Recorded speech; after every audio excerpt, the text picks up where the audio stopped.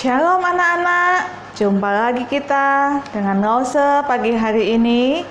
Kita akan kembali mendengarkan firman Tuhan. Namun sebelumnya Rose mau ajak kalian semua bernyanyi lagu Ikut Tuhan Bukan Ikut-ikutan.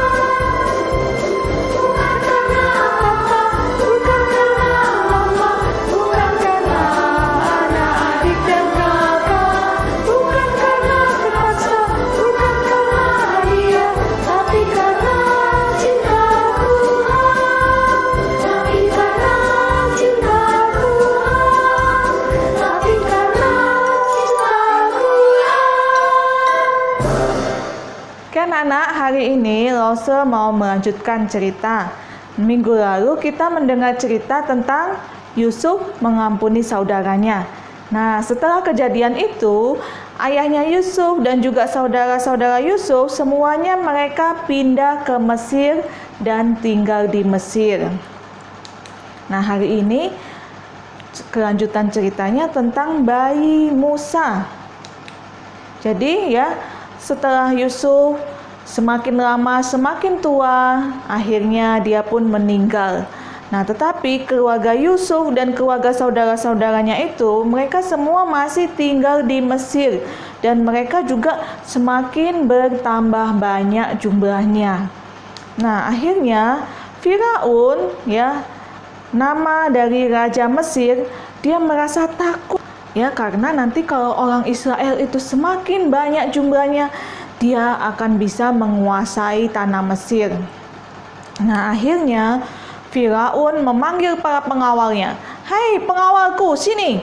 Kalian harus menangkap semua bayi laki-laki orang Israel. Sudah kalian tangkap lalu kalian bunuh, ya, supaya mereka tidak semakin banyak." Wah, semua prajurit melakukan perintah raja itu. Mereka mencari semua bayi-bayi orang Israel itu. Wah, semua ibu-ibu di sana ketakutan ya, karena anaknya akan dibunuh. Nah, ada seorang ibu yang bernama Ibu Yokebed. Dia berusaha untuk menyembunyikan anaknya. Dia juga berdoa kepada Tuhan, "Tuhan, tolonglah, selamatkanlah anak bayiku ini, Tuhan." Nah, anak-anak, lalu apa yang dilakukan oleh Ibu Yokebed ini? Dia membuat sebuah keranjang, ya, lalu bayinya itu diletakkannya di atas keranjang dan dihanyutkannya di Sungai Nil. Nah, tetapi ada kakaknya bayi ini bernama Miriam. Dia mengawasi bayinya, adiknya ini. Sampai kemana nih airnya ini membawa dia? Ya, sampai tidak jauh dari tempatnya itu, dia melihat ada seorang putri Firaun. Putri Firaun mendengar ada suara bayi yang menangis. Wah, bayi siapa ini? Wah, dia melihat bayinya sangat lucu sekali, ya. Lalu tadi si Miriam, kakaknya tadi kan dia lihat, wah, ternyata adiknya ditemukan oleh Raja Firaun. Lalu dia cepat-cepat menemui putri Firaun itu. Dia mengatakan, "Putri, ada seorang ibu yang bisa membantu kamu untuk merawat bayi ini." Ya, lalu si Miriam segera dia memanggil ibunya itu. Tetapi putri Firaun ini tidak tahu kalau si ibu Yokebed ini adalah ibu dari bayi itu sendiri, ya. Nah, lalu putri Firaun memberi dia uang, ya, agar ibu Yokebed merawat si bayi ini. Nah, anak-anak, akhirnya bayi ini tidak jadi ditangkap, ya. Dia sudah selamat. Nah, setelah bayi ini sudah semakin besar, diserahkanlah bayi ini kepada putri Firaun yang telah mengangkat dia menjadi anak. Nah, putri Firaun memberi nama bayi ini Musa. Artinya Musa itu apa? Ya, artinya itu ditarik dari air. Karena putri Firaun menemukan bayi Musa ini waktu dia berada di sungai Nil, ya. Nah, jadi akhirnya diberilah nama Musa yang artinya ditarik dari air. Nah, anak-anak, ayat hafalan kita Ibrani pasal 13 ayat 6 tentang Tuhan adalah penolongku. Ayo sama-sama kita baca, ya. Ibrani pasal 13 ayat 6. Tuhan adalah penolongku. Ya, Tuhan adalah penolong kita semua.